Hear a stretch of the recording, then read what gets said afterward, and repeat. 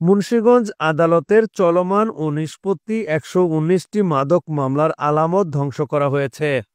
বৃহস্পতিবার ৩১ জুলাই বিকাল ৫টার দিকে চিফ জুডিশিয়াল ম্যাজিস্ট্রেট আদালত ভবনের উত্তর পাশে এসব মাদক ধ্বংস করেন মালখানার দায়িত্বপ্রাপ্ত বিচারক senior judicial magistrate Mohammad Ashikur Rahman. ধ্বংসকৃত আলামতের মধ্যে ১২৮ কেজি গাঁজা, ৮,৭০০ পিস ইয়াবা ট্যাবলেট, ৪১ বোতল ফেন্সিডিল, ৫ লিটার বিদেশি মদ, ২৮ বোতল স্পিরিট, ১ গ্রাম হিরোইন ও ১০০ পাউন্ড কারেন্ট জাল ধ্বংস করা হয়। এ সময় গাঁজা ও কারেন্ট জাল ওজন দিয়ে মেপে আগুনে পুড়িয়ে ফেলা হয়। ইয়াবা ট্যাবলেট, মদ, ফেন্সিডিল, স্পিরিট, হেরোইন পানিতে ডুবিয়ে ধ্বংস করা হয়।